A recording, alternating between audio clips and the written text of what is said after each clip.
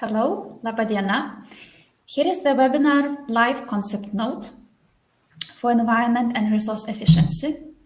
The webinar will be in English, but I'll start with a short presentation in Lithuanian, as this webinar is devoted to Lithuanian live applicants. Sveiki, aš esu Aušra Šmitienė, atstovauju projektą Live gebėjimų stiprinimas Lietuvoje. Šis seminaras skirtas visiems rašantiems Live programos koncepcijas. Live programa tai ES aplinkos ir klimato politikos finansavimo programa, kuri balandžio 18 dieną paskelbė kvietimą teikti projektų paraiškas. Ir kaip tik birželio 12 diena yra terminas, iki kurio reikia pateikti projektų koncepcijas Live programos sričiai aplinka ir išteklių naudojimo efektyvumas. Tad šis internetinis seminaras ir padės jums kiek galima geriau paruošti koncepcijas būtent aplinkos ir išteklių naudojimo sričiai.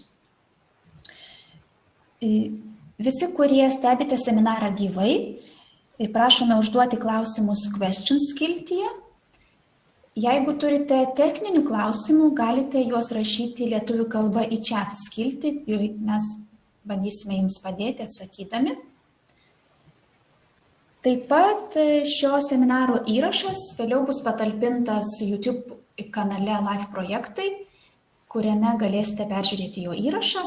Taip pat YouTube kanale yra patalpinti mūsų praėjusių metų internetiniai seminarai, kur buvo kelių seminarų ciklas apie tai, kaip rengti Live projektus.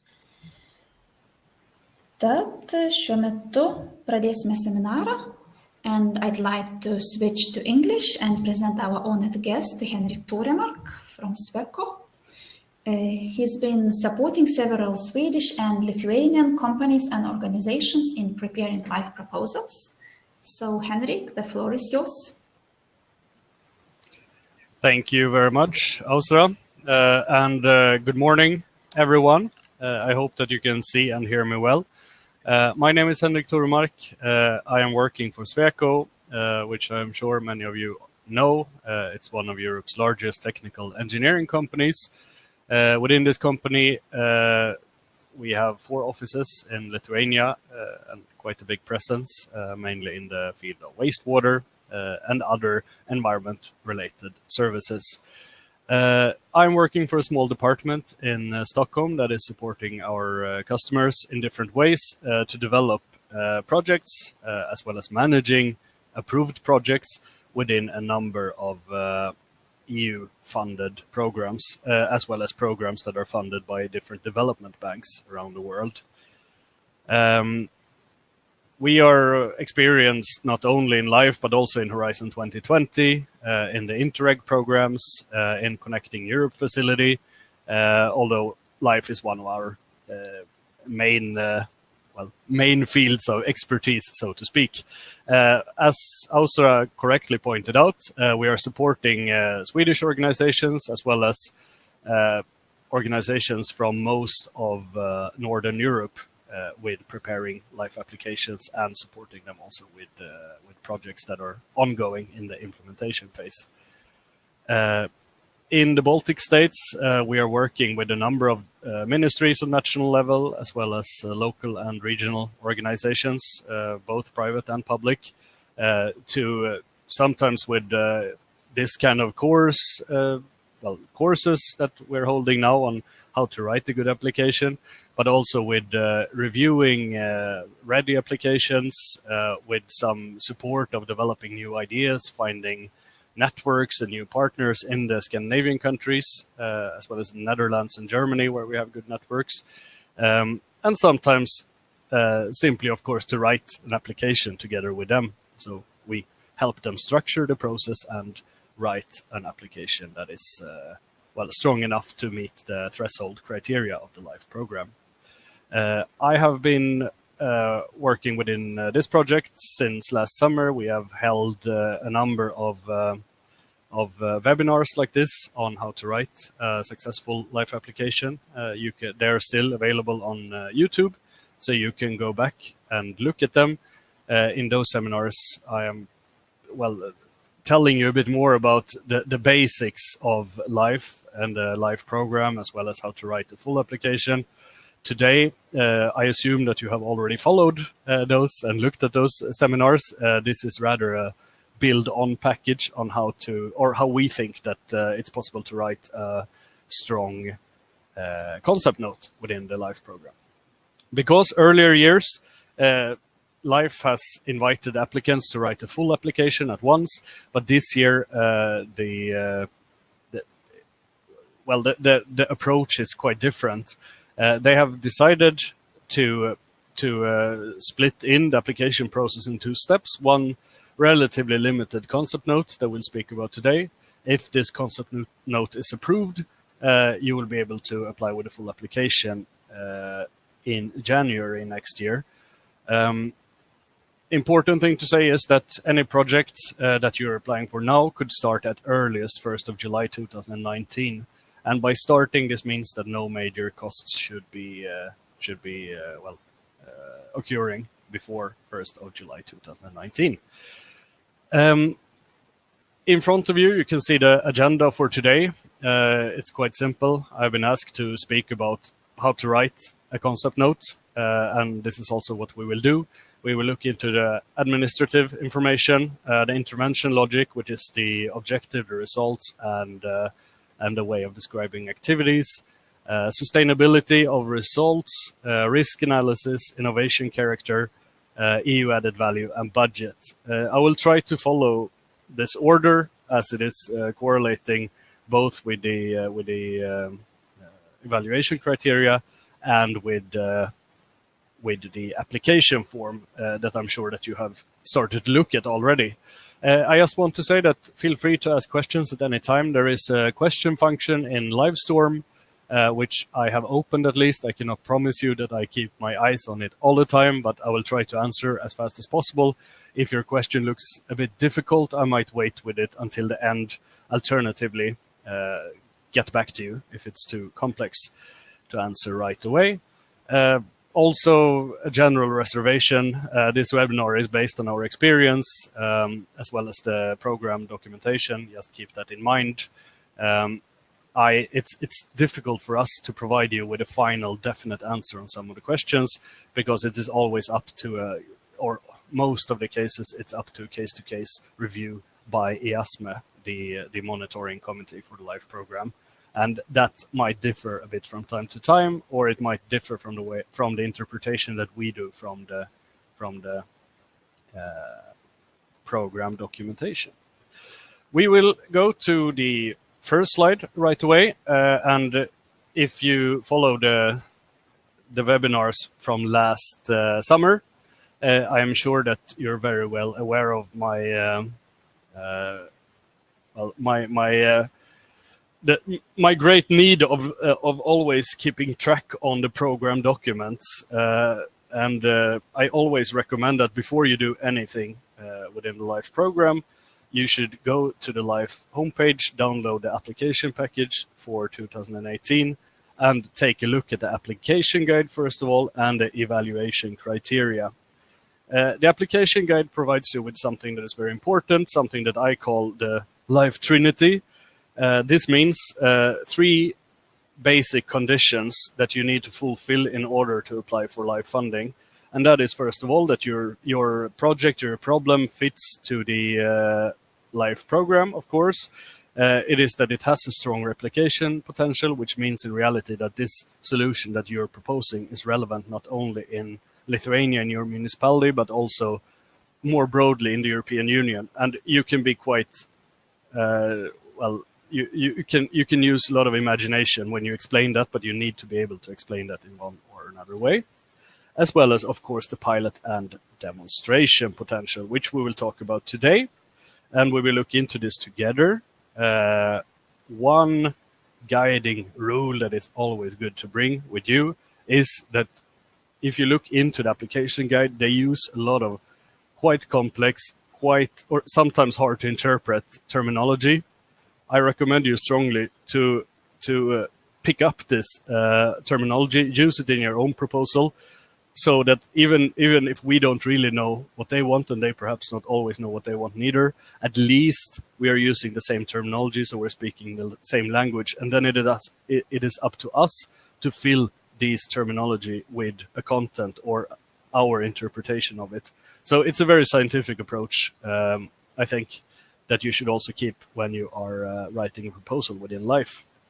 Also, many of the evaluators are from academia, so it makes sense to follow this approach. Speaking of evaluation, the evaluation criteria, which are described in the evaluation guide of the application package, is your guiding light on how to write a strong proposal. If you're looking at the evaluation criteria, they are quite simple in this concept note stage. There are a number of questions that we should answer, and I recommend that you're not really answering much more than exactly those questions. That there is the pre-operational context and feasibility, and then you try to explain the pre-operational context, basically the status quo, and the feasibility of your project in very short terms, because the evaluator will always have one finger at the evaluation criteria and the other finger in your proposal when he's reading and trying to understand which points that he should provide to this proposal. So this is something to keep in mind. I have tried to connect each evaluation criteria here to one of the forms. It's not entirely, there are a few overlaps that you will understand when you start writing your proposal, but this is at least sort of a guidance. One thing that is very important is that even if the Life program has introduced a two-step approach, you should not underestimate the work that is needed in the concept note stage in order to write a strong or having an actual strong concept. Even if you don't need to write more than about 10 pages at this stage, and many of you probably would be able to write 10 pages just from the back of your head without checking too much, you should, in order to pass this threshold, and as well as saving a lot of time later when you have passed the threshold, you should work a lot on actually finding a strong concept already now. It might otherwise be tricky in the next stage to change the budget in ways that are necessary and so on. So invest much of the thinking already now. When we are writing the concept notes, we already started about a month ago with the concept notes that we're writing. We are telling our customers that we think that it will take between 120 and 240 hours to write this proposal. That means 3 to 6 weeks of full-time work. This is perhaps a bit of expectation management, but you should really make sure that you have this time in order to write a strong concept note. Since no figures or attachments are allowed in the concept note, and I want to point out this because when we had the seminar in Vilnius in December, I told you that I have my big hopes for the concept note is that you can use attachments and nice figures. Unfortunately, I was wrong, and you cannot use any figures or attachments. So instead, we have to do the best out of it, and that is to use the formatting functions that are existing within the Life application system online.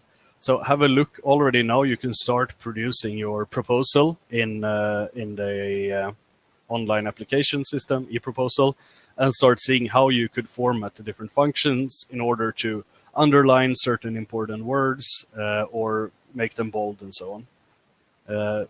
This helps a lot to the evaluator in order to evaluate your proposal. Now, finally, we'll get into the real deal. And I will, there we go. And we'll start by looking at the A forms, administrative information, and partner descriptions. I think that most of the A1 form is quite straightforward for you. You just fill out your name and address and so on. I will not speak too much about that. If you have any specific questions on that, please let me know. Otherwise, there is one form called A2 where you describe your organization. It's a brief description of the coordinating beneficiaries' activities and experience in the area of the proposal.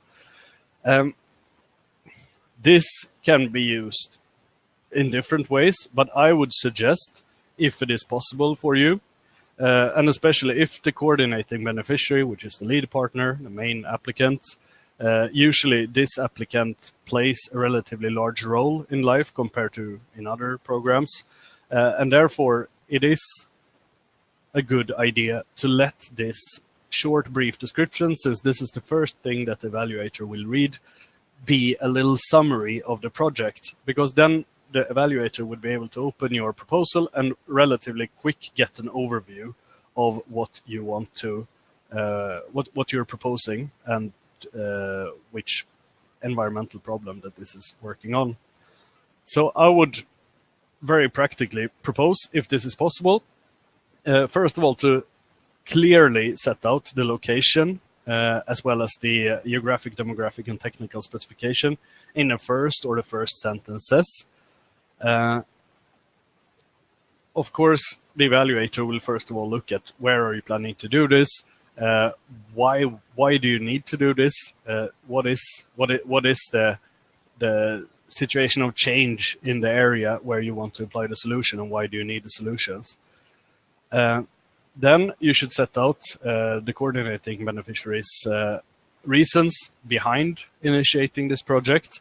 It should be a more of an elaboration of the geographic or policy environmental context which motivates carrying out the project.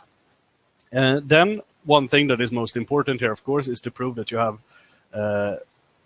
capacity, both legally, competence-wise, financially-wise, has the capacity to carry out this kind of project. And this is not only in the technical or management aspects, but it's not only in the technical aspects, but also in the aspect of management, because they are usually looking for, or how would you call the quality is usually ensured by that you have carried out similar large projects before.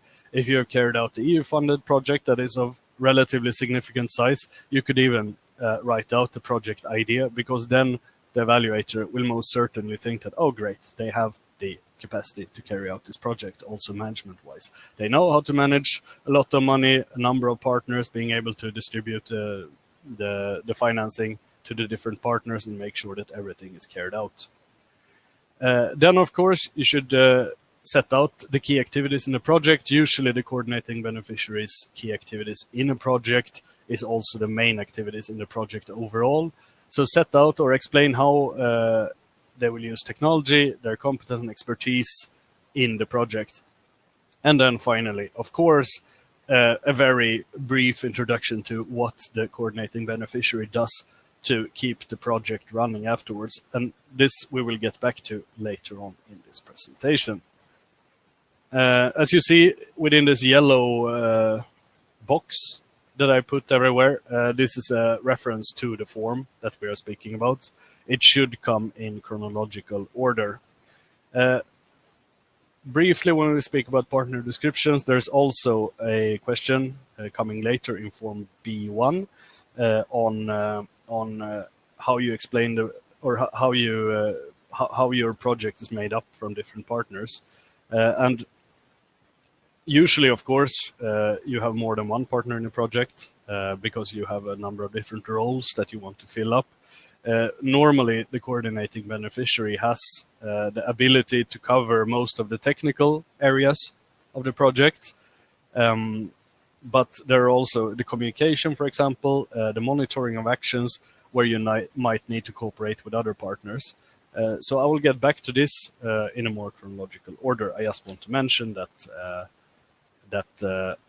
in Form A2, you focus mainly on the coordinating beneficiary, since this is the most important party, and later on you describe the other partners too.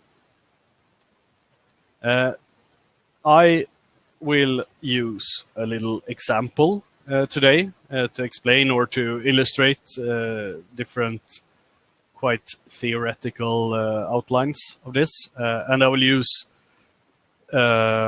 just an example case called the Smallville recycling system. Excuse me. On the picture, you see Smallville.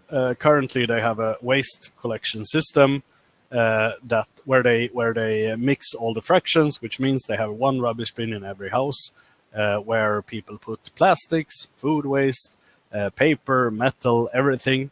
They collect this at the moment with garbage trucks running on diesel, and then they drive it to their local incineration plant, where they burn everything, and the incineration plant generate heats to the city. So many people in Smallville are they're very optimistic about this system. They think it is a very resource efficient solution, but in reality, not much of recycling is actually taking place, since everything is burnt in the incineration plant. Also, the incineration plant is importing waste from Great Britain, actually, to keep the production running. And what do they want to do in the project? Well, first of all, of course, we could say here that the main environmental problem is that there is no recycling of recyclable goods, for example, the paper, the plastics, and so on. The level of recycling is very low on a national index in this country of Smallville. So Smallville is looking into introducing a new system where they have the opportunity to collect trash in separate fractions at home at the different houses, both at villas and at larger houses in Smallville. And they have done a lot of different studies and come up to the solution that this 4-fraction system would be the best. So every person and every house will have at home the possibility to sort out paper, plastics, metal, and bottles. And then they will also collect the food waste separately from all of this. And there will also still be, of course, fraction for non-recyclable waste, which brings waste to the incineration plant, which will still, of course, be in function. Smallville has been thinking quite a bit about how to finance this relatively large project. It's quite expensive to buy all the new bins, first of all, and secondly, it is relatively expensive to build this the facility for digesting the food waste into biogas, and the biogas they're planning to use for their city buses. So, Smallville is focusing in the following way. We will get back to the live program documentation on how they're thinking, but bio-waste is a big issue or a big deal in the live program under the waste priority.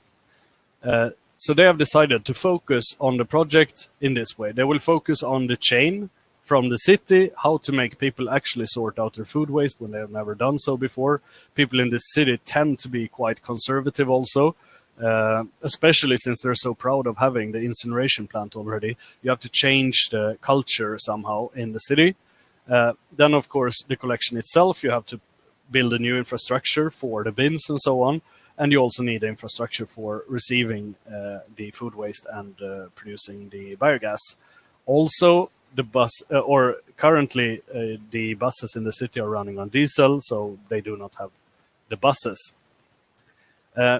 Yet, the context of the project is much bigger, so they're planning to present and focus in their concept note on only the food waste circle, yet they want to have the rest financed too. So they will look into a way, since the bins for the different waste fractions are the same for food waste, they will try to finance the whole system with this project.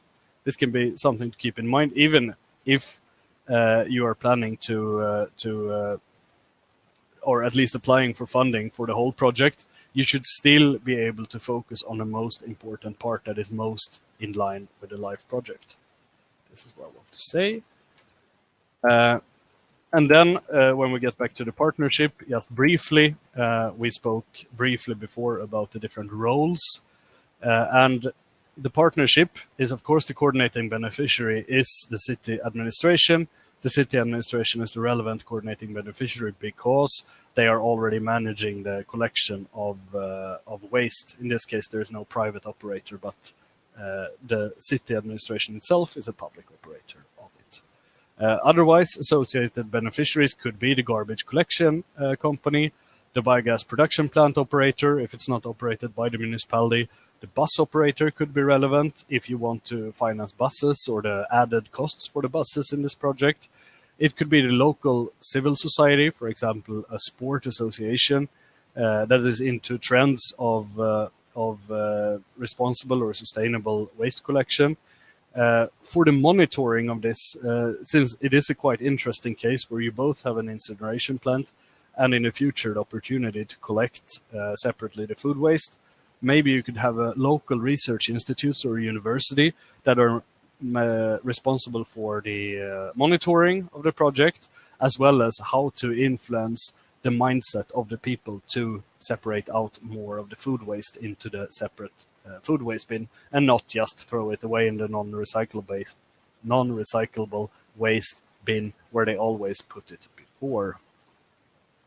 I hope you get an idea of the case. And we will jump further directly to what we call the intervention logic.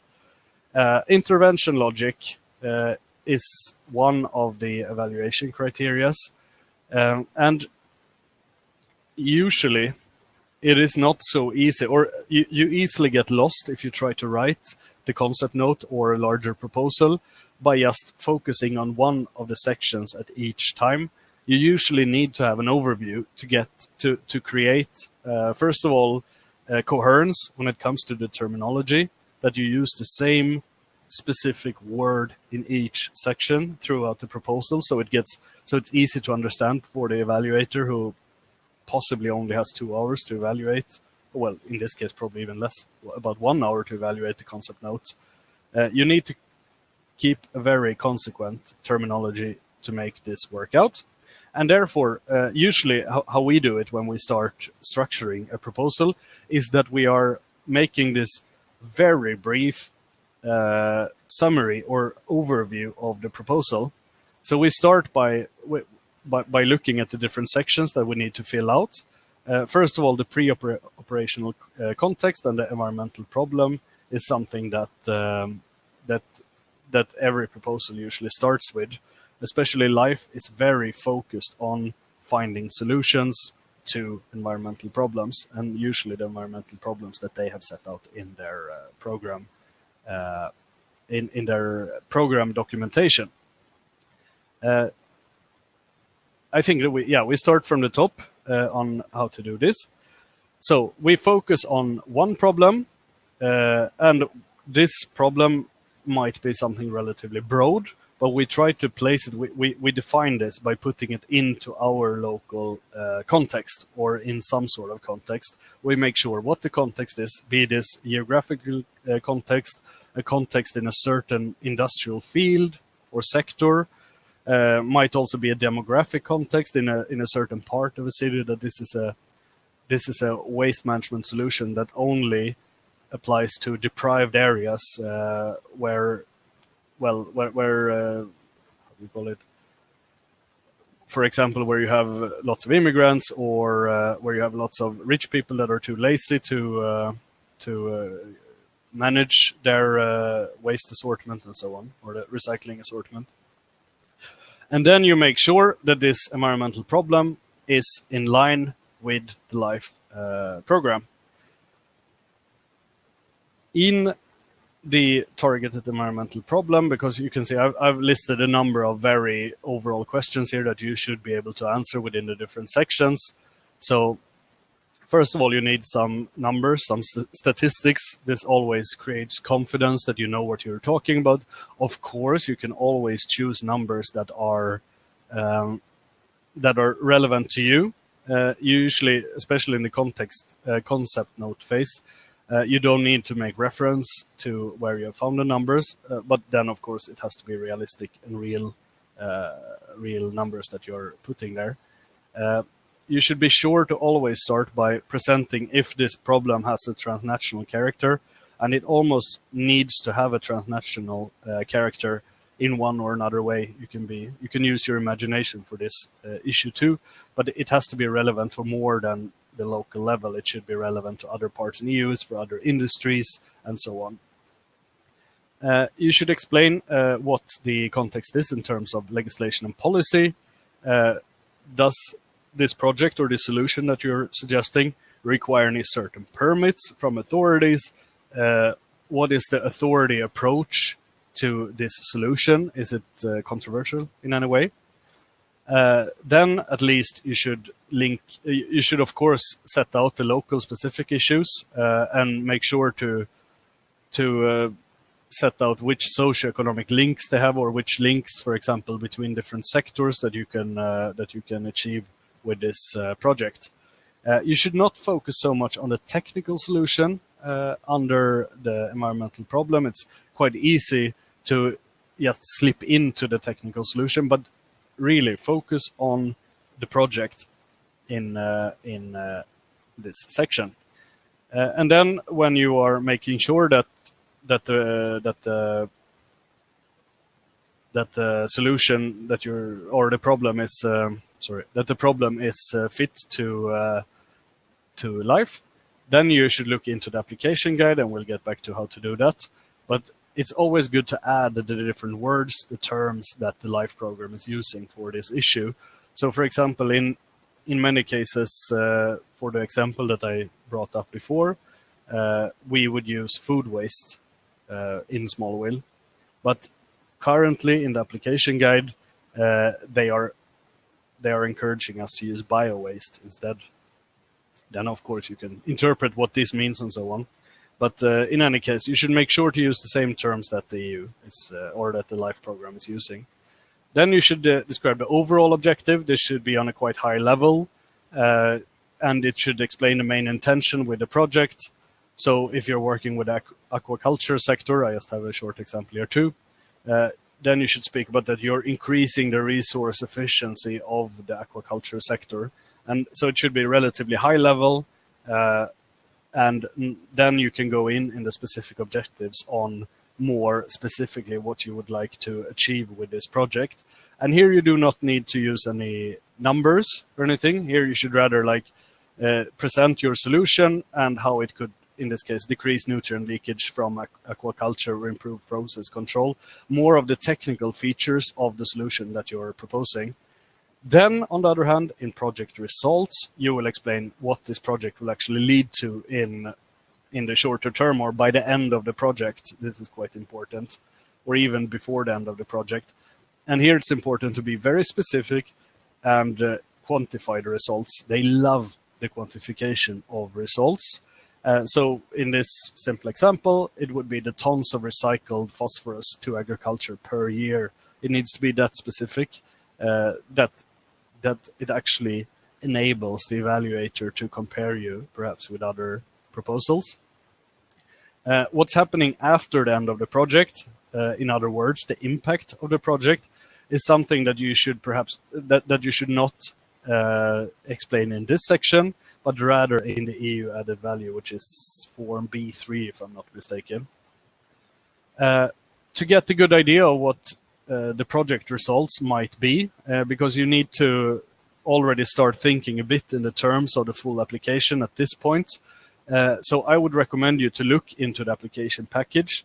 There is a Excel document called the Key Performance Indicators.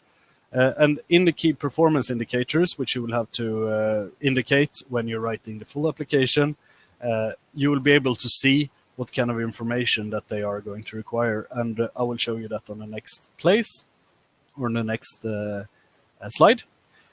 Finally, you will need to explain the action and the means, which means how do you get from the problem situation of today up to the project result? What will you do during the course of your project? And the action and means are usually, this path from problem to solution and to results usually builds on a number of assumptions this intervention logic, as we call it, builds on a number of assumptions. And every assumption, which means that in order to make this intervention logic work, this condition, or condition 1, condition 2, and condition 3 needs to be fulfilled.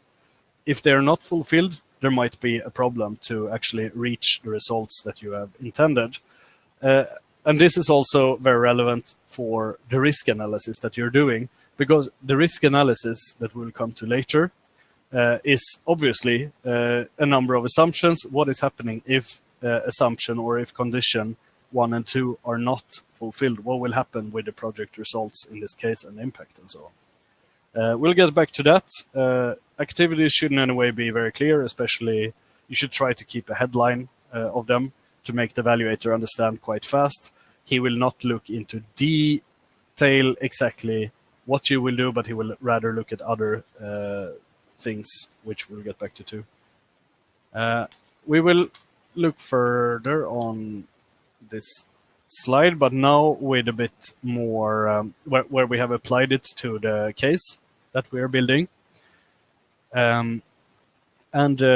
Then we will look back into the small will case and the new separate waste collection system and the recycling opportunity of food waste.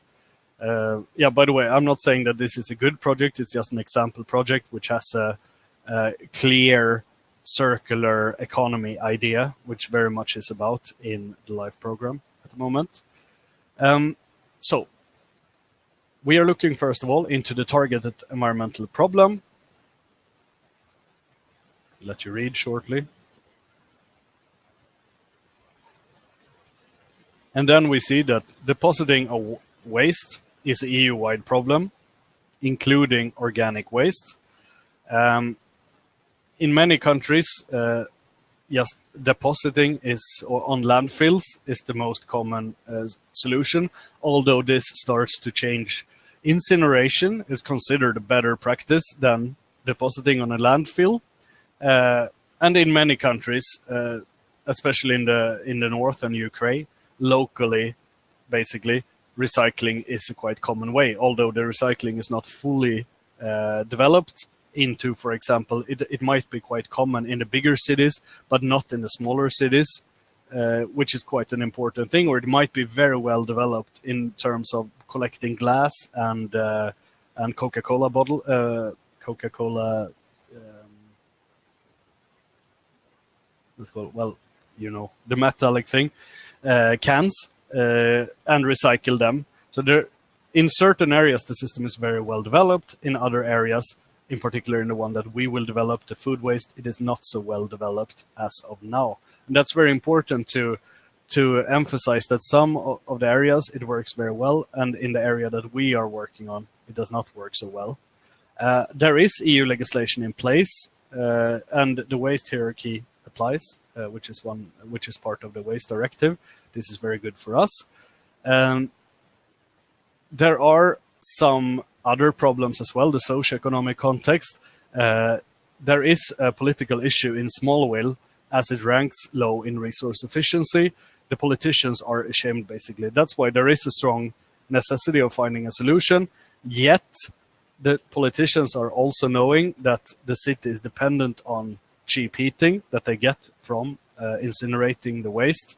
So they have to find another solution. In this case, fortunately, they can just import more waste from, for example, the UK and burn that instead. If we look into the thematic priorities, we will see that the most common or the key terms that are used is resource efficiency. It starts on a quite high level. Then the life cycle impact of waste, in this case, or of food waste. Implementation of innovative solutions is one of the issues that we have to look into. And then it actually says explicitly that they're looking for solutions that are with separate waste collection and value-added recycling of bio-waste. Very good. Then we are in line with this, and we should stick to this terminology throughout the intervention logic that we describe. The overall objective of the project would be to increase the resource efficiency of food waste in small will or the regional area around it, or in the municipality, for example. The specific objectives would be to, first of all, demonstrate an innovative separation or separate collection system. This means that we will use a new way of, instead of splitting it into 2 bins, we'll split it into 3 bins, for example. It's a small way of developing the system from what is already existing in bigger cities, for example. And then, secondly, specific objective is to test the local reuse cycle, adding value to the local community. And how, this is, well, then what we mean to receive the food waste somewhere, produce perhaps liquid biogas in this case, and then drive the buses in the city on the waste, and hopefully then get some advantages for the local community. In this case, it would be mainly that you reduce air pollution and CO2 emissions locally. On the other hand, if we would have used electric buses running on the electricity that was produced from biogas, we could also talk about noise reduction and so on. Might seem far away from certain parts of the Environment Resource Efficiency Program, but it should still be emphasized also when it comes to biological diversity. If we have any positive effects on that, it should be mentioned, at least briefly. The project results, again, should be very specific and very much quantified. So we have suggested 3 project results here. We would have a, first of all, 60% increase of household waste recycled in small will. There will still be 40% by the people that don't have the energy or the opportunity to actually sort out food waste. This would mean that 45 tons of food waste will be reused in the form of biogas fuel. Of course, we can quantify this further on how many vehicle kilometers that will be that it will be possible to operate the buses on and so on. But we keep it simple for now. And also, a great thing that 5 new full-time job positions created through operations at the biogas plant. So we also have this socioeconomic impact. If we look at the project performance indicators that I was referring to before that are part of the application package, then you should also go in there and look already what they will be asking for in the next stage. And in this case, under the topic of waste management, the program is looking for tons per year waste reduction. This is important. And then the estimated impact in percentages. And then you need to give your own brief explanation on how you calculate this.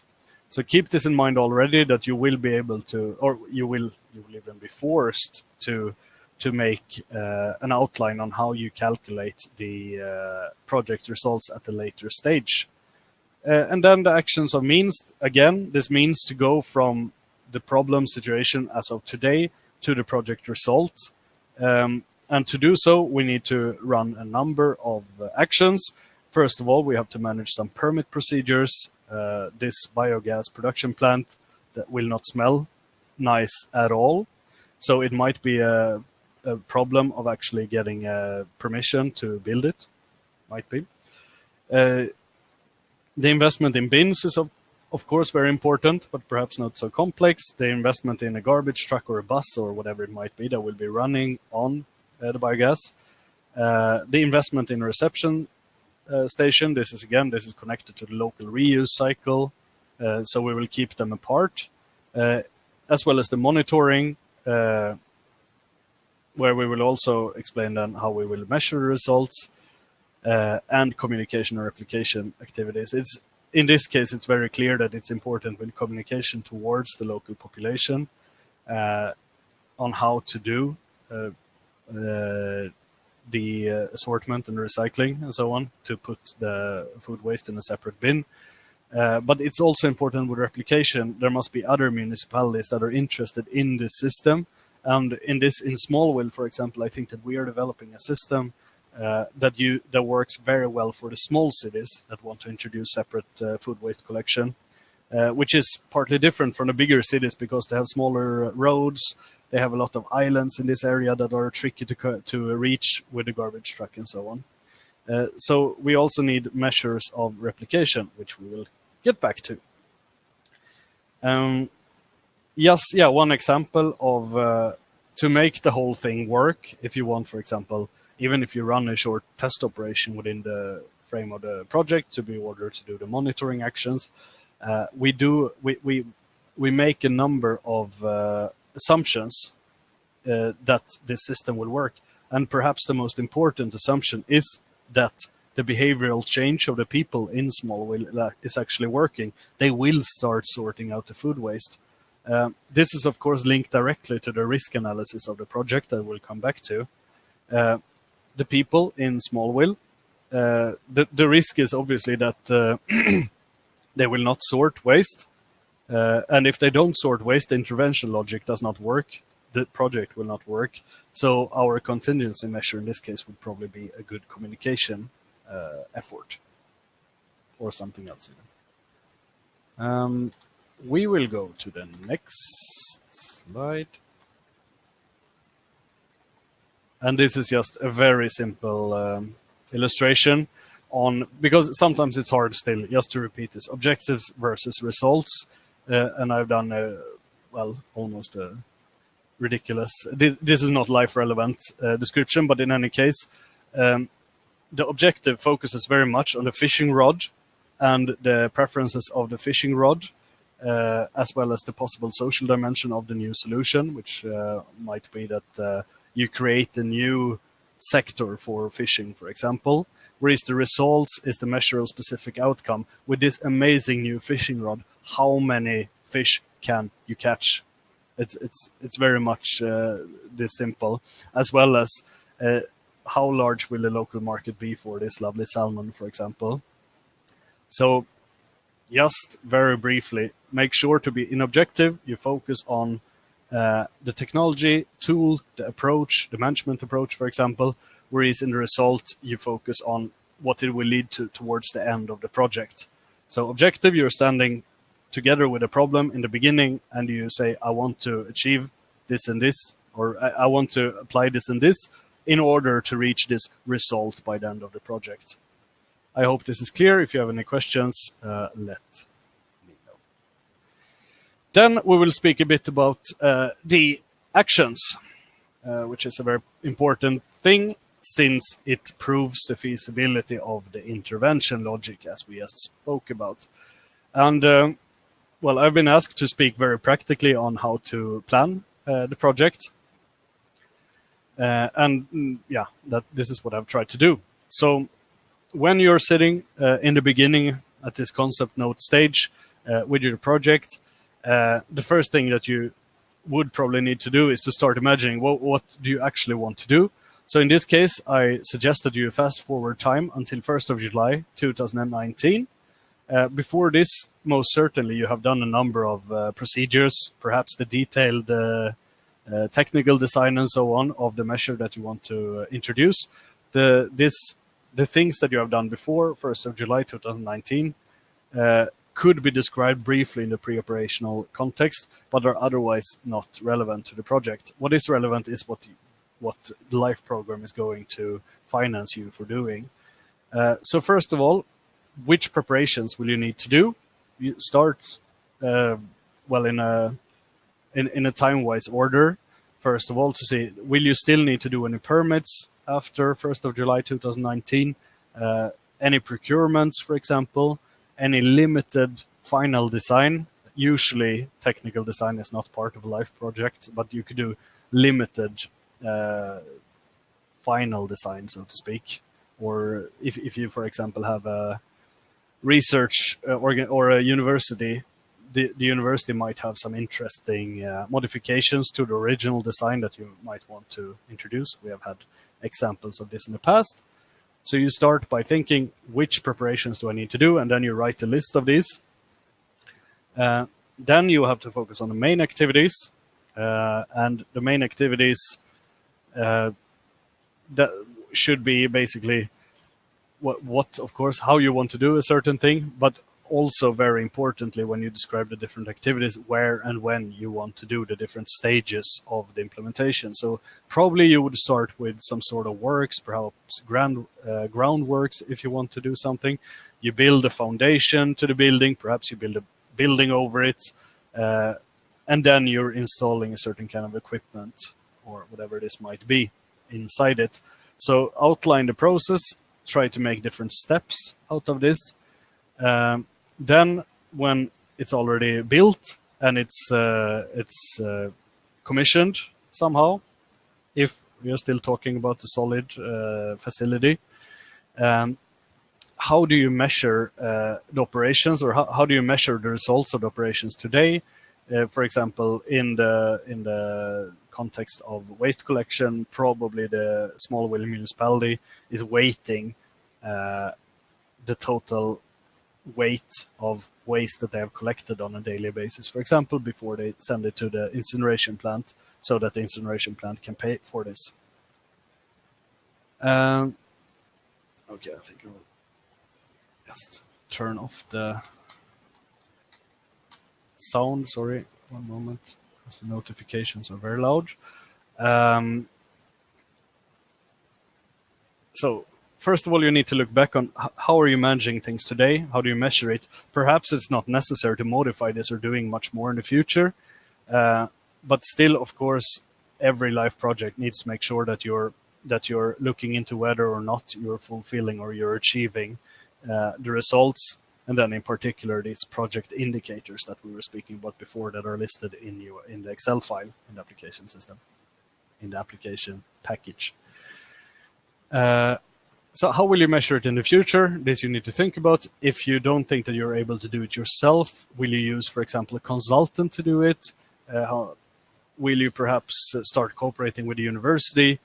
Tying a PhD student to something like this might be very valuable and have good synergies, both for you and for the university, that they will actually get the industrial PhD student. This is one way we usually do it. Then the communication part, which is very much linked to Form D among activities in the full application. So how do you communicate to your clients or your partners today? Do you have any channels, any forums? Are you doing through sector associations, for example? So somehow you start looking into how do we manage communication today? And then again, how, when, and where would you like to do so in the future during the course of the project? Again, is this something that you can do yourself even? Perhaps you're not managing any communication today, you're just selling to your clients, or the municipality is not really doing more than it has to with communication towards the citizens. Perhaps you could outsource this also to university or using a consultant for that. Then, and the most important thing, because this is where we define and motivate the assumptions that prove feasibility of the intervention logic. Why have you chosen this particular set of actions? Is there, for example, any pilot and a research made on this ground or on this area topic before? Have you perhaps developed a pilot solution already that you now want to try in a demonstration scale, or basically on which grounds? And this, of course, I've written it here also, should be clearly linked to the objectives of the project. Yeah, so one more thing to say.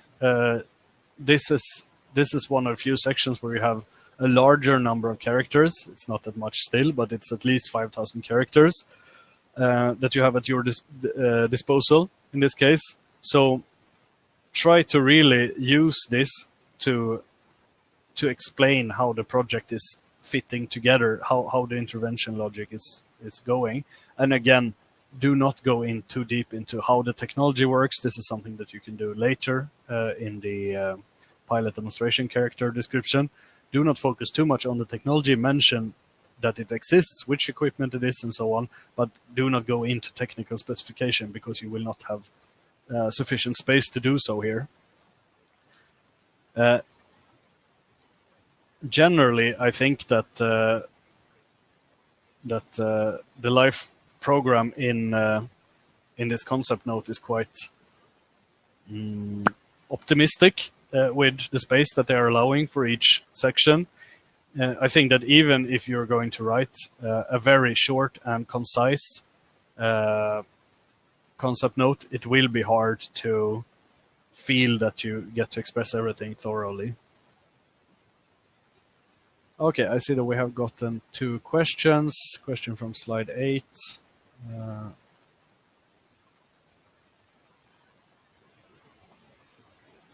Okay, well, it's a good question, actually, so I'll bring it up right away.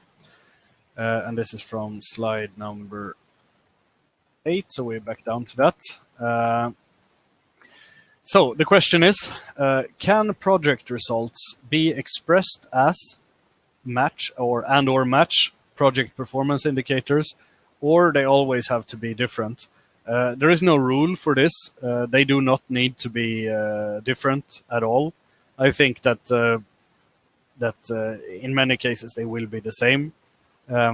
It's just that in project performance indicators you do not have a big amount of flexibility. In project results you might have a bit more flexibility. If you open this Excel document, you will see that the project performance indicators are relatively regulated. Of course, you can propose your own, but they're usually quite good. So there is nothing that says that you cannot use the same project results quantifications as the project performance indicators. No.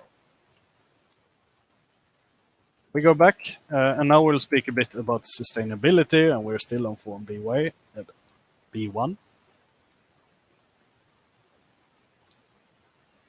So sustainability is a word that we hear a lot about. In this context, sustainability means that the results of the project, the achievements, the technology is in use also after the end of the project, and you need to explain how this will, how you will ensure that it is in use already after the project. So again, the overall, one of the overall objectives with the LIFE project is that it will help organizations throughout the EU to meet EU legislation and policy in the future. It should make their life more simple, basically, if their application is working nicely on this solution.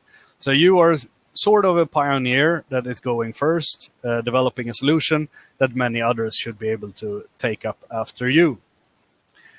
So then, of course, I've listed 3 questions that I think are important. Of course, you can write something broader about this, but if you cover those 3 questions and if you explain, if you answer them and argument or having a little discussion around them in a good way, I think that you should be safe in the evaluation.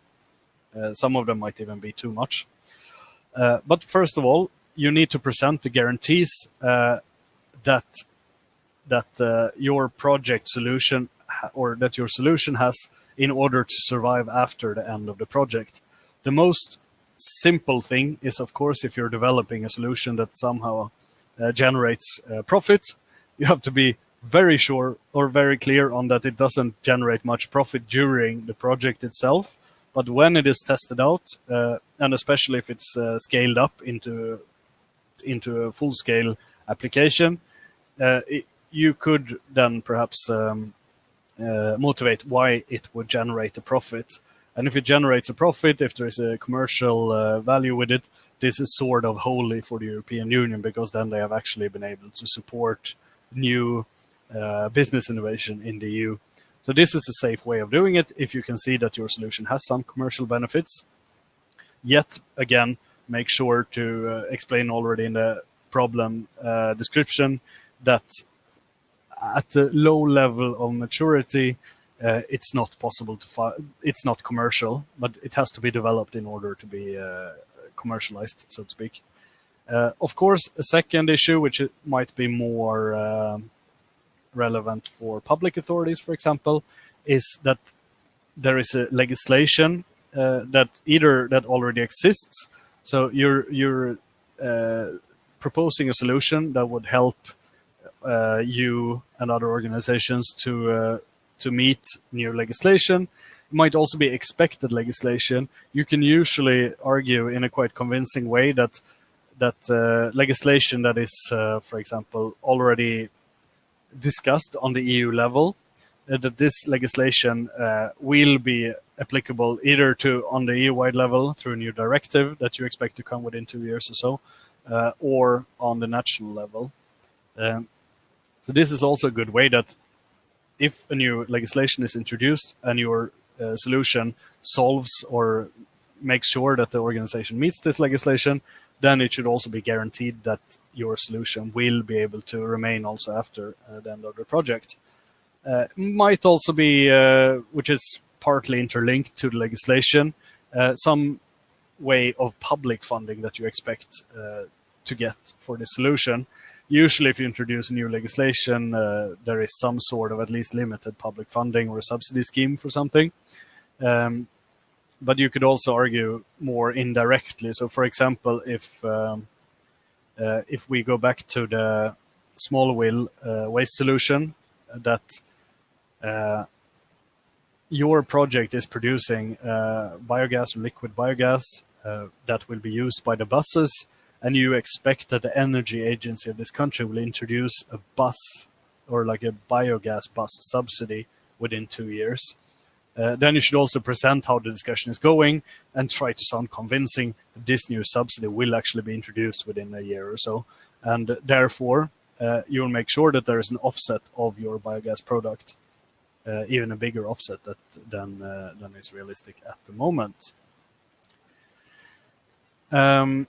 Then secondly, you should make sure to refer to this environmental problem description, especially the more global one, and explain how your solution, if you imagine that it is replicated throughout the EU in many places, if the solution becomes sort of the norm in other countries, what impact this could have in the medium and long term, for example, 5 to 20 years.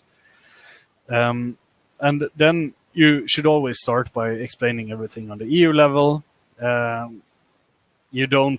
In this case, you don't need to be. If you find any references to be quantified, the quantified advantages on the EU-wide level, this is of course good. Usually, sector associations on the EU level are doing wild speculations about many things that you could usually use here. But I do not recommend you to come up with something yourself, just for the sake of coming up with something. There's no necessity of presenting a quantified value here if you cannot refer to something. And you can also do it nationally and locally, of course, if you think this is convincing.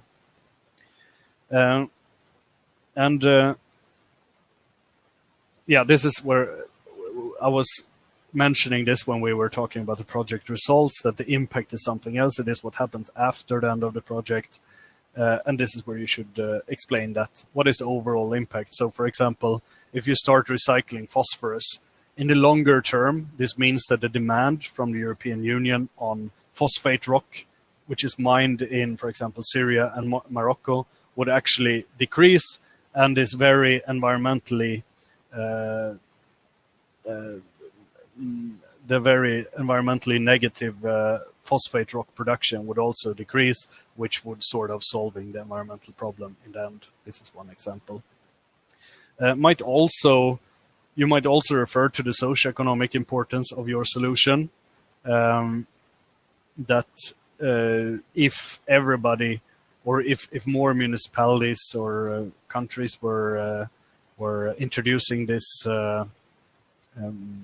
the food waste separate collection solution, and you started local biogas plants, this would have a positive impact on local jobs by creating fuel close to you, and a positive impact also on the environmental aspects of lower demand on diesel fuels, for example, for the trucks and buses, as well as transports, of course, of the fuel from the other side of the world into this municipality. If everything can be produced at the spot, you might have very positive environmental effects. Just make sure that this is linked to the environmental problem. Then thirdly, and this is not so much emphasized actually in the evaluation criteria of the concept note, but wise from experience, we all know that this is one of the most important things for the European Union and for EASME and the LIFE program. How do you? What is your strategy for replicating and spreading the solution to neighboring municipalities? I hope that I still have connection. Let's see. Sorry, I got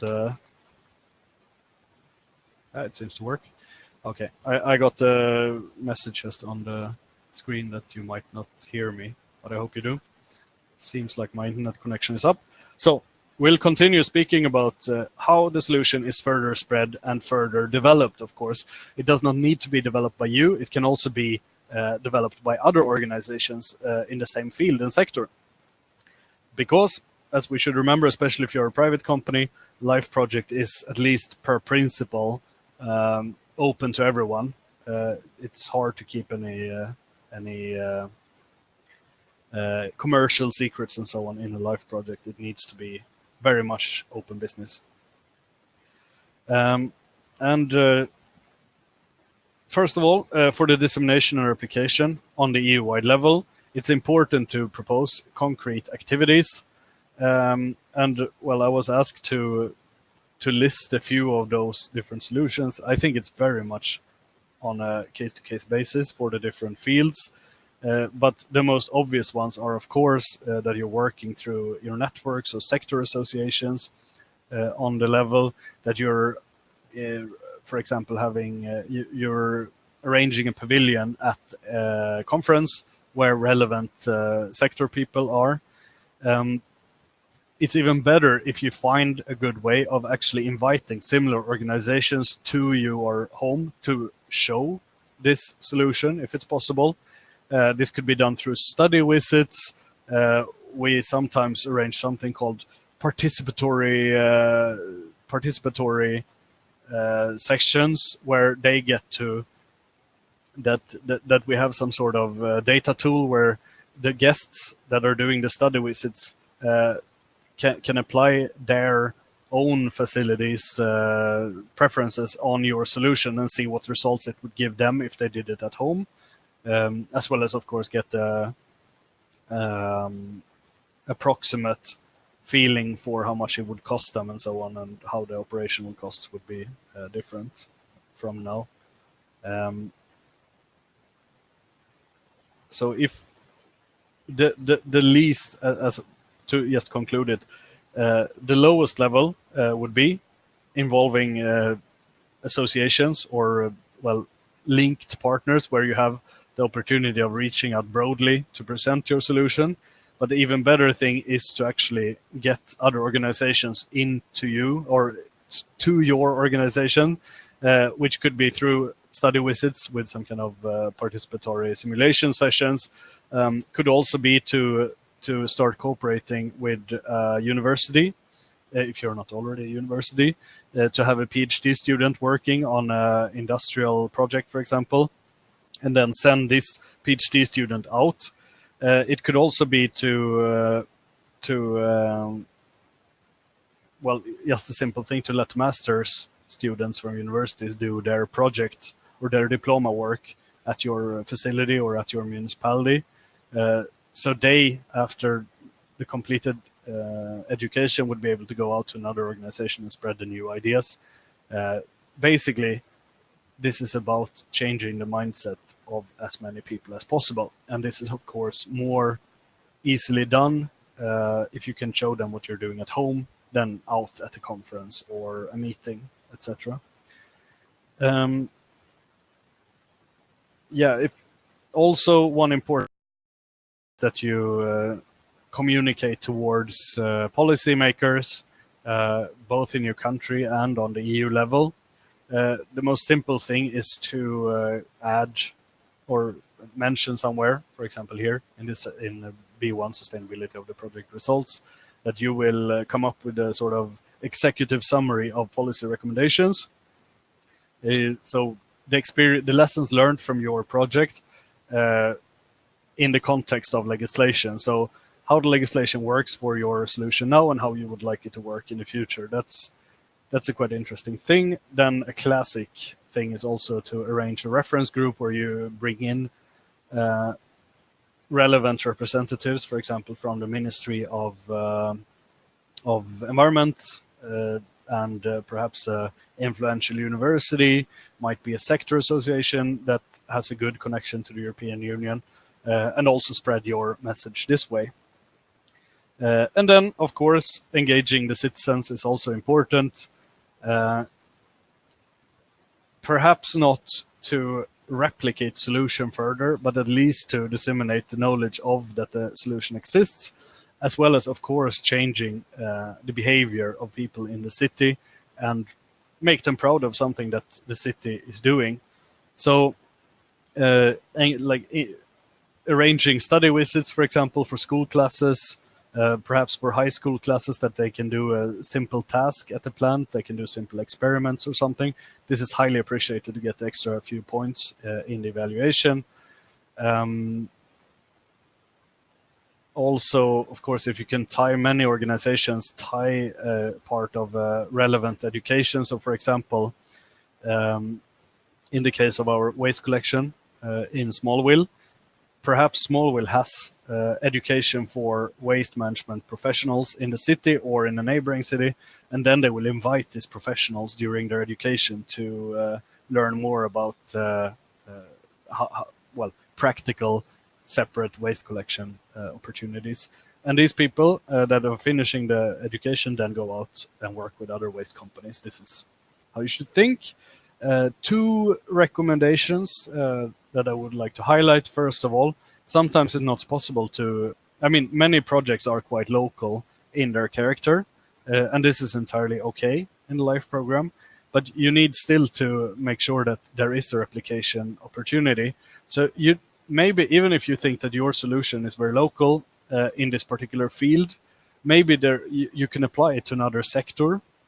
For example, wastewater treatment that some of you perhaps are working with can be applied not only to public sectors, but also industrial wastewater cleaning, can be aquaculture that we had a short example.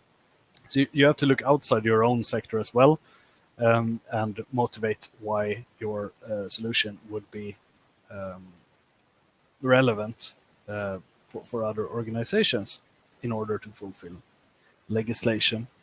I had one more thing. Oh yes, of course. If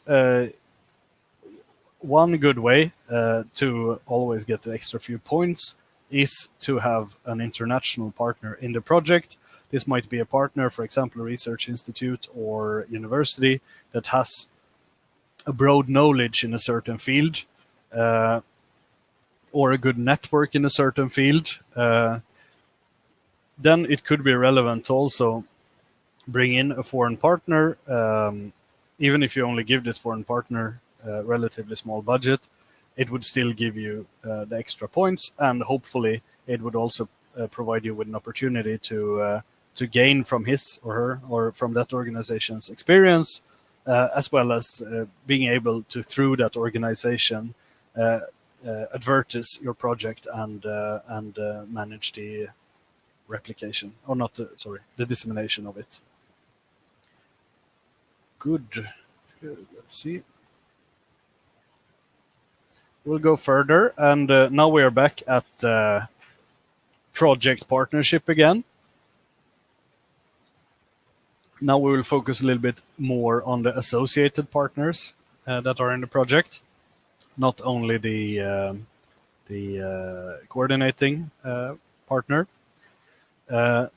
This whole slide builds on the assumption that it is the coordinating beneficiary that is more or less responsible for preparing the concept note.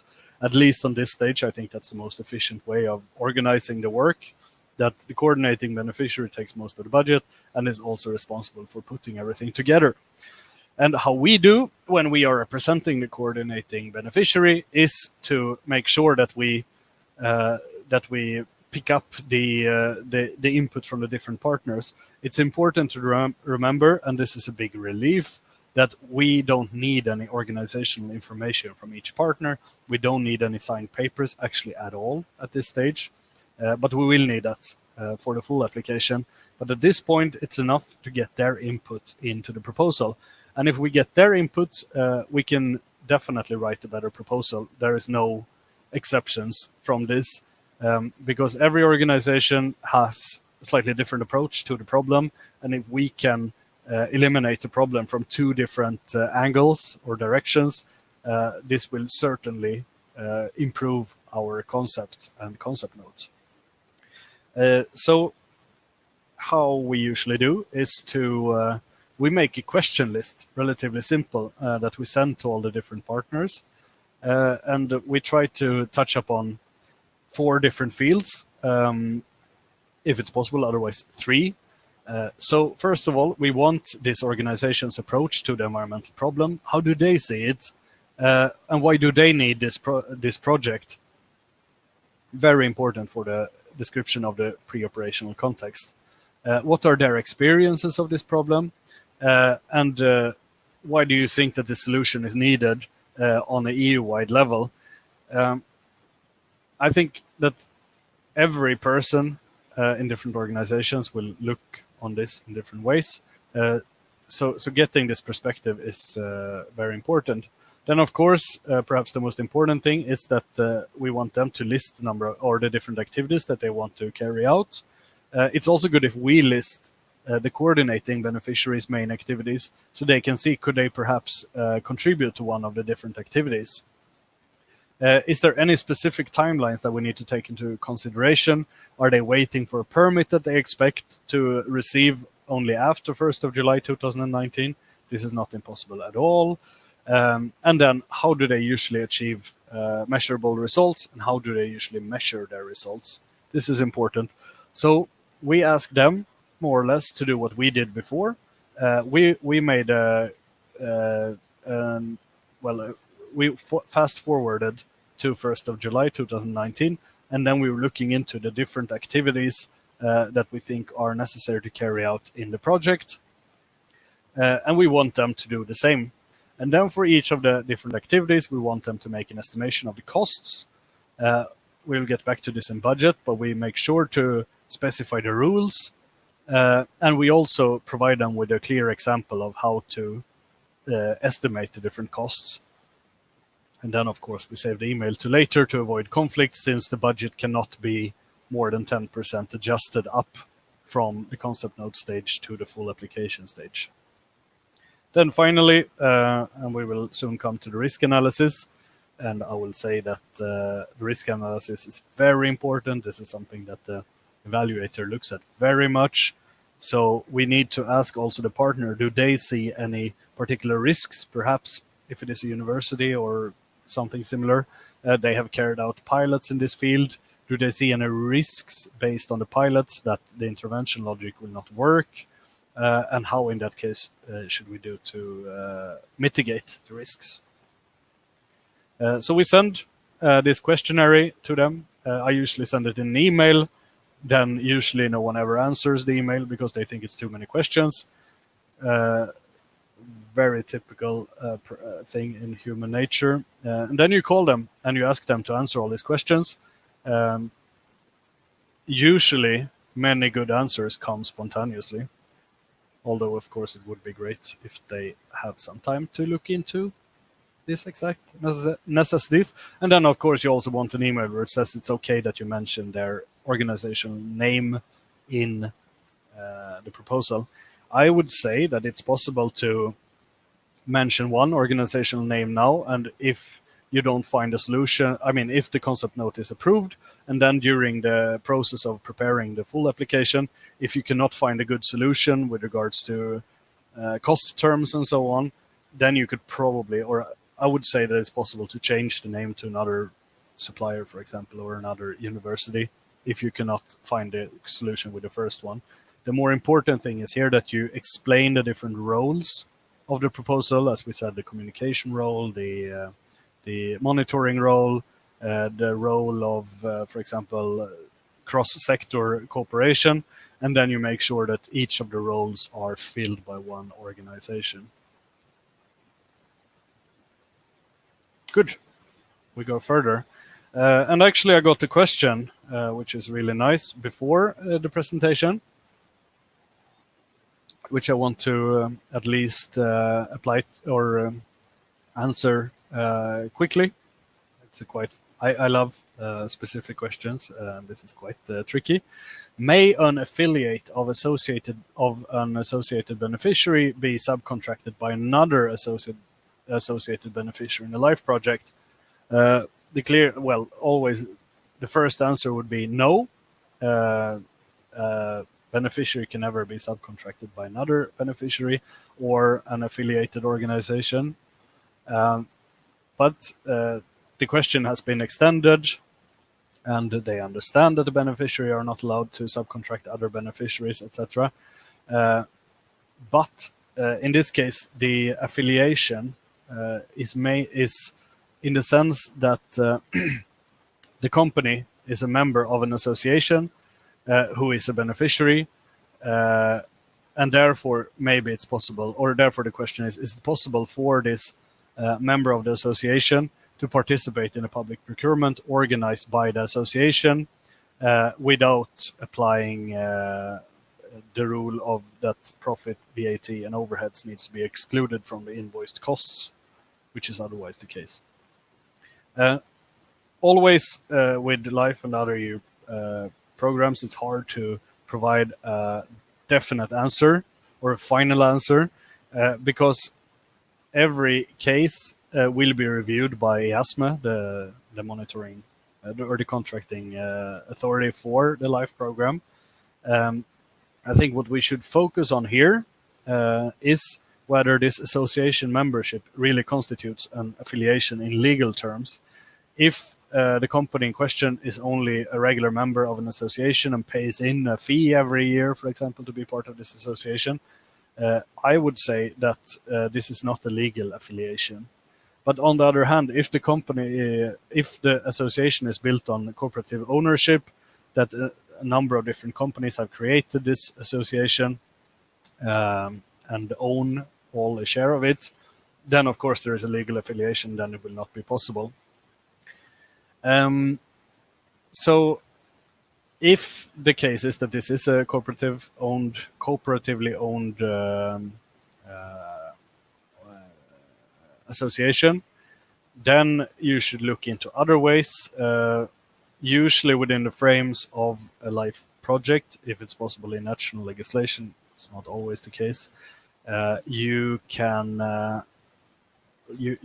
avoid the regular procurement procedures and instead within the project manage the different costs. This is something that we can discuss further if you want, the person who asked this question. I don't know who it is, but feel free to get back to me and I can give you some more recommendations on how to manage the partnership agreement if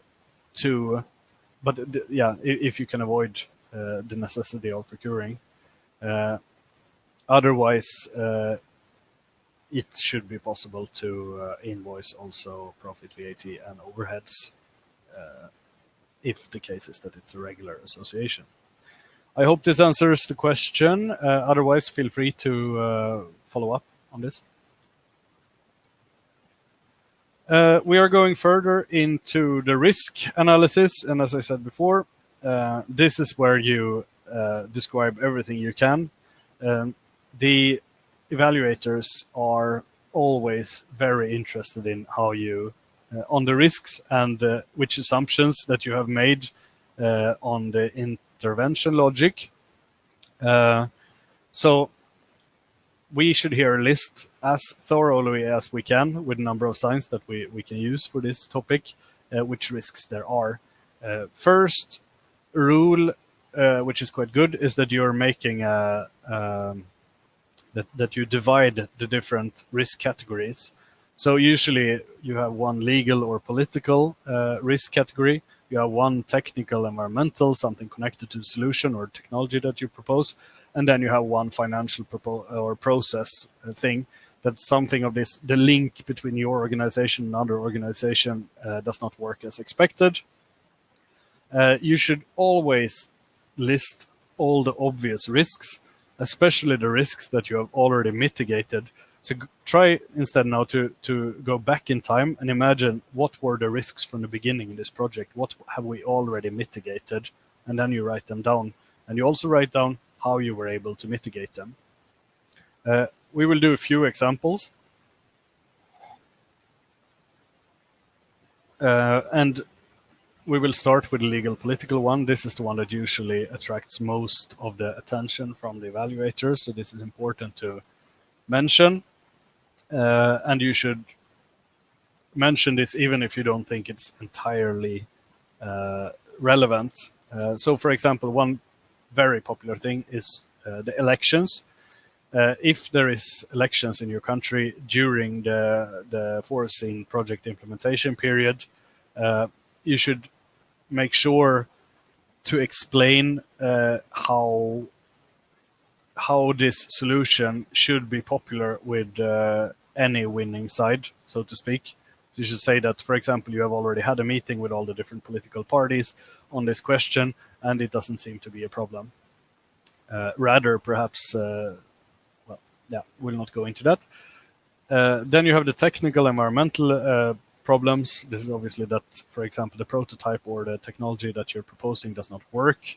But it can be other things, for example,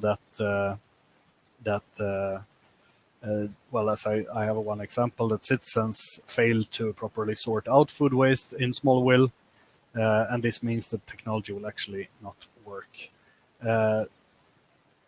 Thirdly, financial process, they're also usually interlinked. If you see that there is a problem with payment, for example, from one end, or if you see that you're very much dependent on one private company that is in the risk zone of closing or moving their production somewhere else. This is important to mention.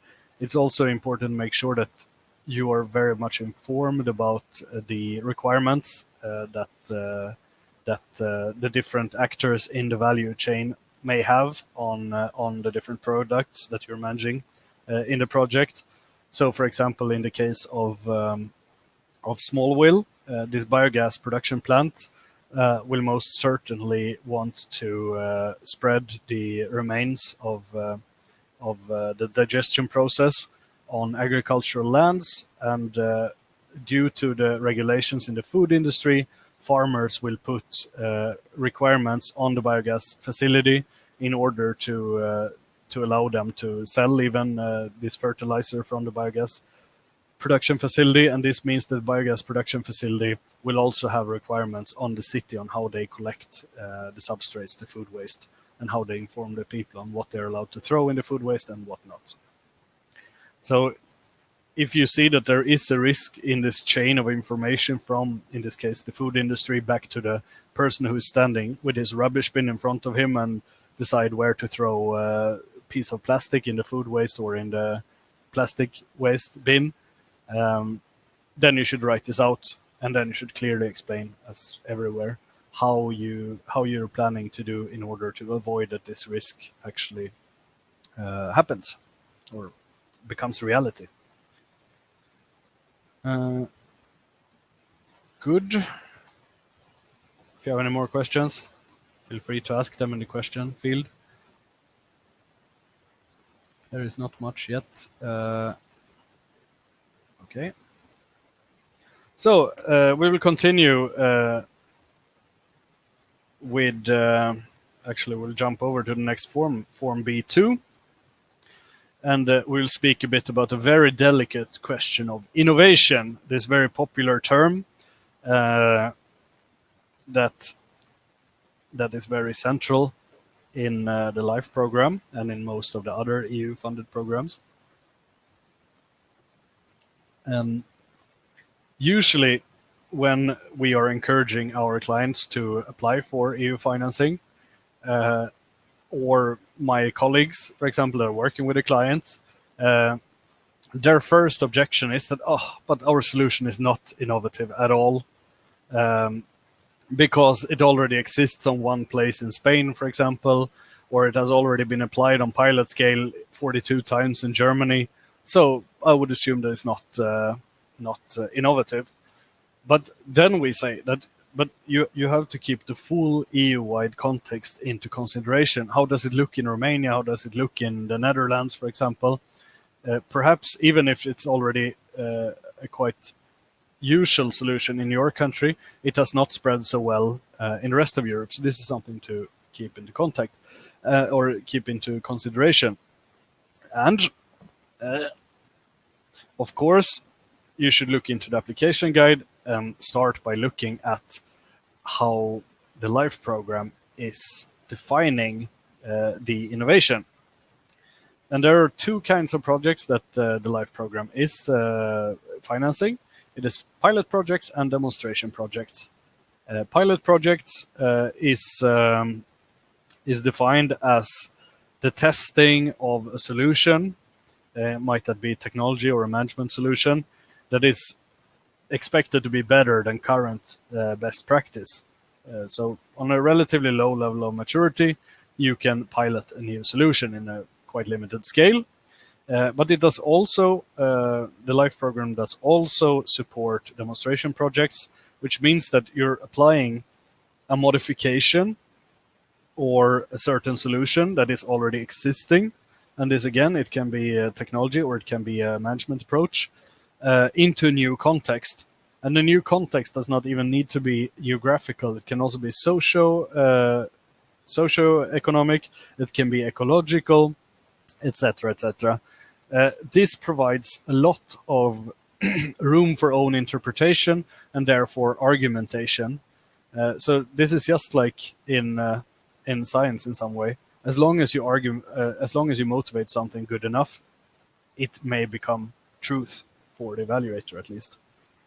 And now in this section in B2, it's time to start focusing on the technology, and this is where you should really build up your case when it comes to the technology or the management approach of your project. First of all, you should always do your homework. You should know very much about how your solution or similar solutions, basically solutions to the environmental problem that you're focused at, the one environmental problem that you're focused at, how they are, first of all, researched and implemented overall in the EU. So how do people in the EU solve the problem at the moment? And here you should be very clear on the disadvantages of the solutions that are already existing, especially the conventional one. In many cases, these organizational solutions are limited to one sector. You should also make sure to point out the disadvantages of only focusing on one sector at a time when you could provide a multiple sector solution or a cross-sector solution instead. Hopefully there is a best practice already. You should describe this, but again, make sure to point out the disadvantages of this best practice. And then finally, point out, as we have already talked a bit about before in the sustainability, is there any international aspect of this solution already? Yes, then briefly about how should we foresee I would like to say still with these questions, when you're like focusing on disadvantages of the already existing solutions, be a politician. It's fine to leave some things out as long as you're giving a more or less true picture on the case that you're presenting on the environmental problem and the solutions to the environmental problem. And with the international aspect of the project, this is not part of the evaluation criteria at this step, but it is part of the evaluation criteria in the next step. So given that the evaluator most certainly has evaluated full proposals before, as it was looking like for the last, 6 years or something, since the LIFE program was started, or it's even more far back, this international aspect has been important. So this is why you can already know by mentioning that this international aspect of the technology exists. You can achieve an extra few, at least invisible points at this point already. Innovation is measured in the sense of advantages of your solution. So if we focused on the disadvantages when we were lining up the status quo, now it is time when you're describing your solution to focus on the advantages that it has in every term that you can just imagine. So first of all, I think it's important to understand how innovation is measured, and innovation is measured in two ways in the LIFE program. This is simplification. You can read all the program documentation, but keeping it simple, there are two things. First of all, it's the innovation measured relative to technologies that are applied by the project. This means, is the technology more innovative? Does it add any value compared to the existing best practice? And secondly, the way that technologies are implemented. This means that it can also be about method, process, or approach, management approach of something. So for example, you might have two relative, like innovative but not super innovative technologies that are today applied separately from each other. But with your proposal, you can argue that if they are applied in combination with each other, there will be so many synergies between those that you will have those advantages that we are speaking about. And this also somehow summarizes what innovation in the LIFE program is all about. This is not Horizon 2020. We are not, which is another EU-funded program. We are not inventing new solutions, but it's rather bringing good solutions and improve them a little bit by, for example, linking sectors or combining technologies or improving a little bit of this garbage truck, for example. It does not need to fly, for example. It needs to have a new fuel type or a new way of like collecting the garbage, for example. This is innovation for life. And this is what you need to describe in the context of a pilot and demonstration project. Okay, yes, this is a relevant question from Inga that I will bring up right away. The question is, your mentioned project example about food waste collection, is it a pilot or a demonstration project? Well, I should first of all say that this is just an example for something that is relevant within resource efficiency, and everybody can relate to waste since we are generating waste on a daily basis. This is why I brought this example up.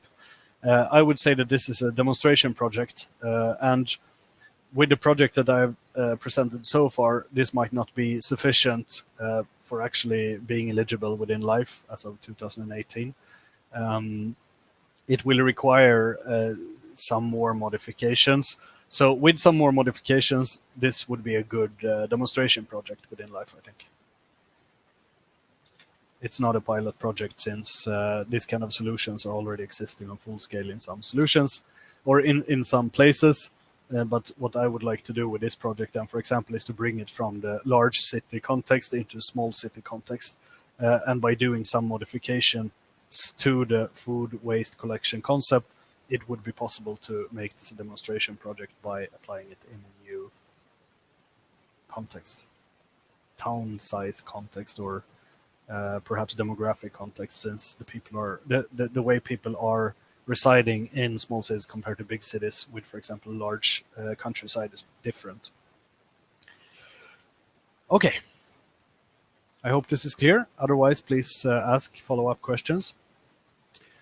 We will now look into Form B3 and the... oh, no, sorry. We are all back on Form B1, but the EU added value is split up into two sections. It's first of all the contribution to the LIFE priorities and the objectives, and this is explained on, or this should be motivated under B1, called Reasons Why the Proposal Falls Under the Selected Project Topics. But it's also closely interlinked to the other part of EU added value, which is how the project is supporting organizations to fulfill EU policy and legislation.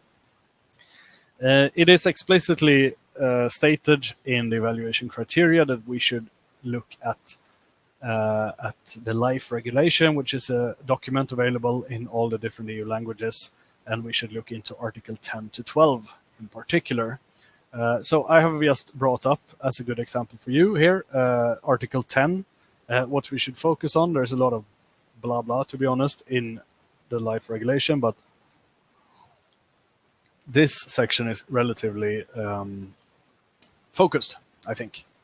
So, and now we get back to that a LIFE project and innovation does not only need to be innovative technology, it can also be a policy or management approach or best practice in a wider sense, in the way of, for example, combining different sectors and start new organizational corporations and so on.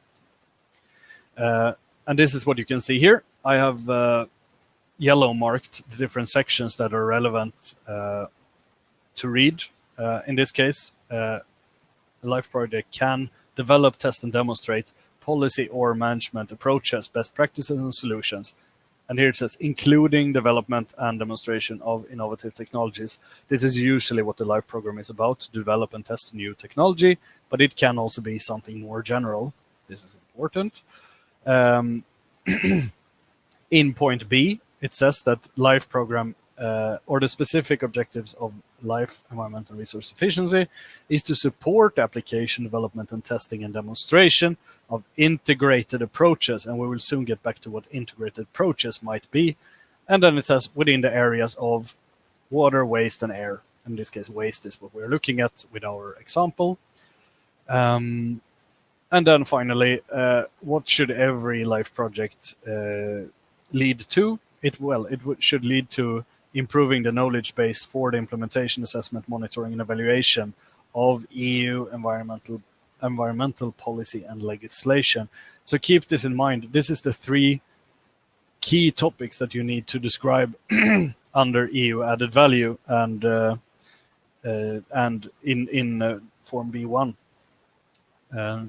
There is not many characters to describe all of this, but you should make sure to use this, again, the terminology of this section in Regulation Article 10. I usually just copy this text and then I rewrite it for the sake of the project. Bring out or remove everything that's not relevant, keep what's relevant. It's the most simple way of doing it. Then, of course, this is the overall approach, why your solution and project falls in to the LIFE regulation and LIFE program. But then you have to be more specific, and with the very limited amount of characters, this might be broadly. Make sure to read through all the prioritized all the program priorities in the LIFE application guide that is relevant to you. If you don't find any that is relevant, you can either suggest something by yourself. This is a bit risky, but you can do it. Or you can go for circular economy, which is very broad. In many cases, you can, if you're good at arguing and motivating your solution, you can find something under the case of circular economy. Just to give you an example, this is just it's a copy-paste from the application guide for waste, the example that we have been speaking about a lot today. And here we can see that the separate food waste collection, what we should focus on here, and this is also a little bit the kind of the expressions that I was speaking about in the intervention logic. We see that activities for the implementation of specific objectives, blah, blah, in particular, resource efficiency and life cycle impacts of products, consumption patterns, and dematerialization of the economy. Great, this fits into us. In point number 1, it says union waste hierarchy. The reuse and recycling of things also fits us. Great, then we will mention these words in section B1.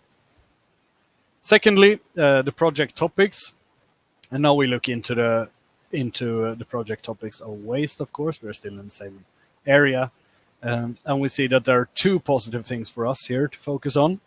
It's both to maximize the recycling and reuse, which we do by collecting food waste separately, but it's also to limit the incineration to non-recyclable materials.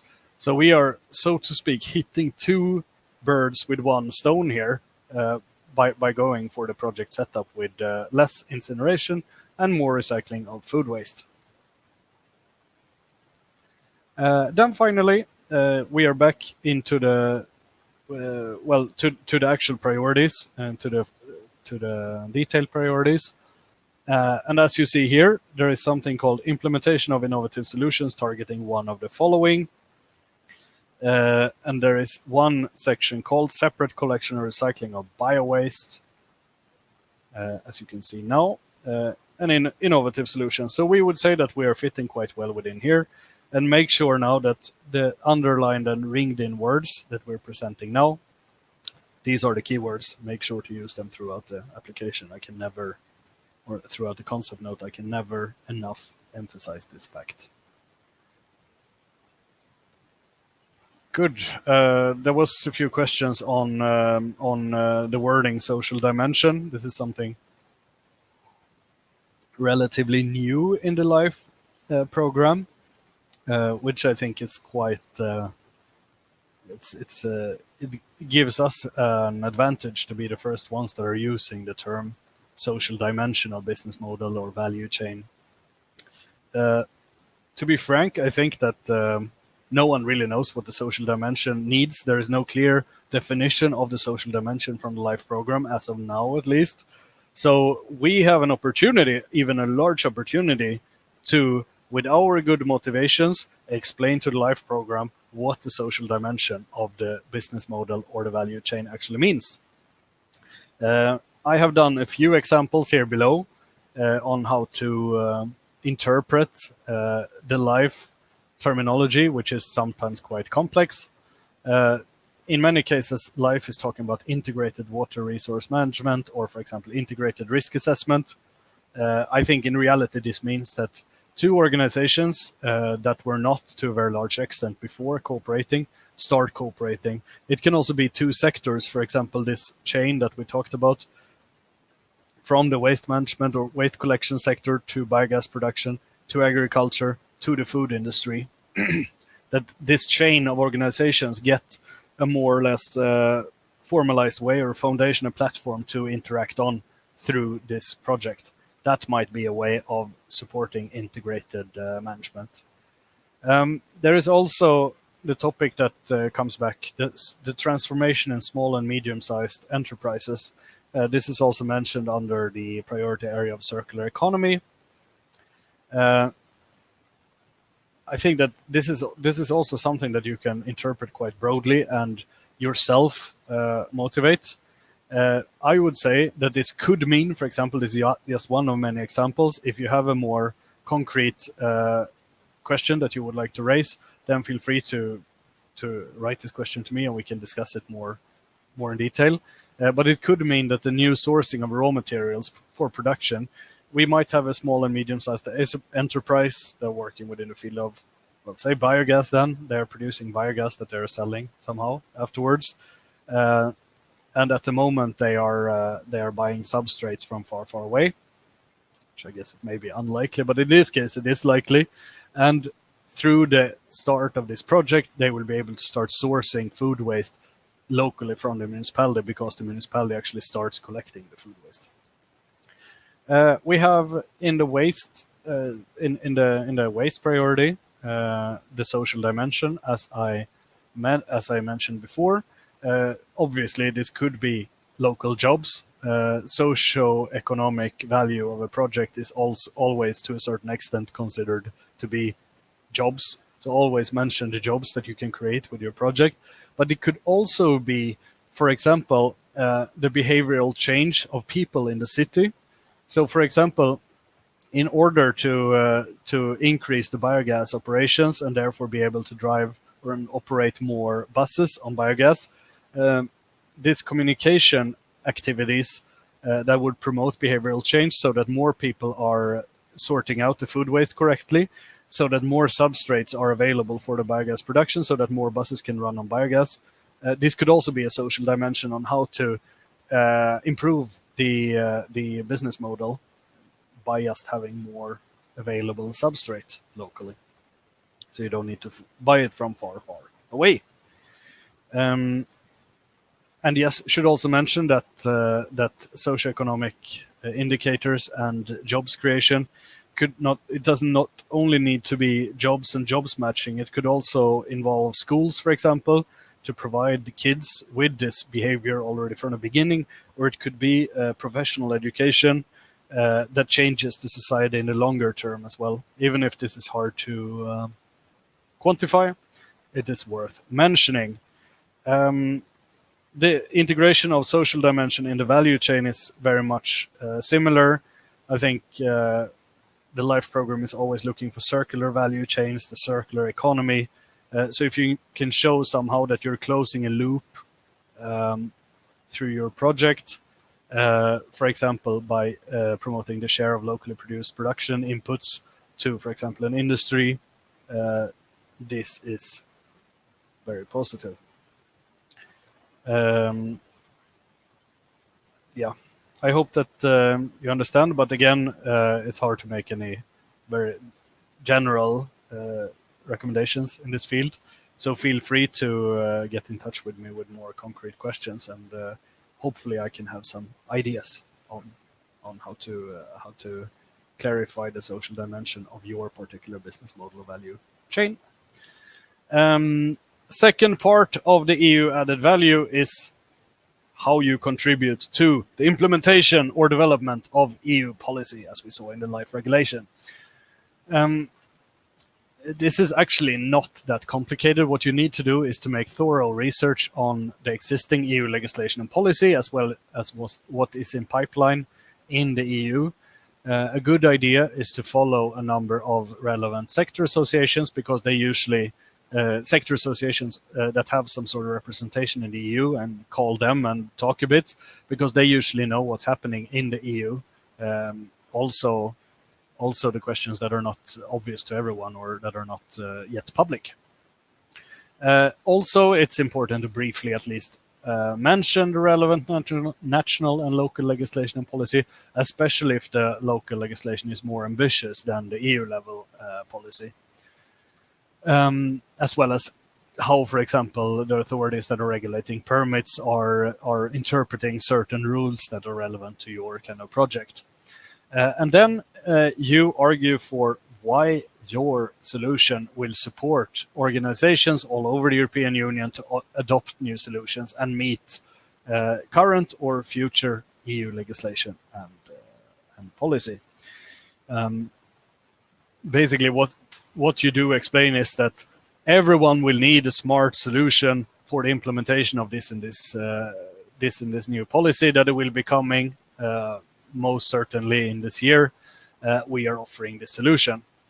And how this might look in reality is that you're listing, and this is usually what we do, we are listing different directives and green papers and action plans that the European Union has presented. And we are listing just the most important thing, our project's contribution to fulfilling these different directives. This is listed in Form B3, the EU added value of the project and its actions. And here is just an example of how this could be done for bio-waste. Also, one recommendation when you are listing the different directives and action plans and so on, it's smart to get this synergy or this cross-sector relevance already here. So, for example, if we speak about waste, we should also make sure to bring in the energy side of things and in this case, transport. So in this case, this is just an example. I have decided to present the Waste Framework Directive, which includes the waste hierarchy, the green paper on the management of biowaste in the EU, it's relevant to the biowaste, but also the Renewable Energy Directive, since it is relevant to transport and the biogas that we are planning to use it for. So you show in this section that your solution is not only relevant to the waste sector or to the energy sector, this is an integrated solution throughout the way. It has an integrated management approach, super important to show that it has a EU added value. You are thinking one step ahead of the European Union, and you will help them develop new legislation that is covering both waste, energy, and transport in the future.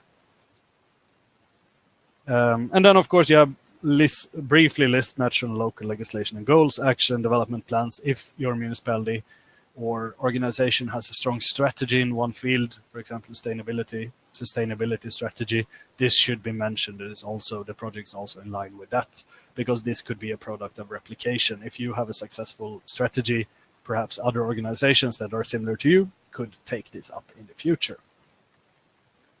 See that we are running out of time. Of course, this always happens, but we are reaching the end of this form R1, the budget. How do we look at the budget? Well, we already discussed how we are planning the activities, that we start by 1st of July 2019, and then we are imagining how the project will work out. So now I assume that you have done a list of how the program will work out, the different steps of the project.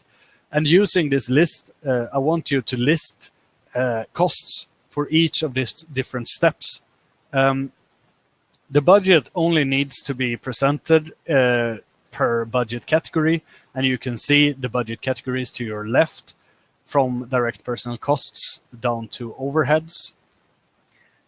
You do not need to, in the actual application form, you will never need, or you will in the full application, but at this point you will not need to split in these fields, split in or divide into the different, or into the activities only into the budget categories. Important to know is, I usually use this as a starting point for environment and resource efficiency. The total budget of a project is usually, it can be quite low. It can be from 2 million euro up to 6 million euro. But well, to get a payoff, usually a 4 to 6 million euro project is quite normal. It can be bigger too if you can motivate that, if you have a large infrastructure, for example. Important to know is that your budget can change up to 10% upwards from the concept note to the full application. If you do this budget estimation quite seriously already now, it will save you a lot of troubles later, because perhaps otherwise, if you just make a quite unserious budget estimation now, you might realize that there are a lot of other costs that you didn't think about later on. If you, for example, only list the equipment that you need and not all the staff costs to procure it, to install it, to etc., etc.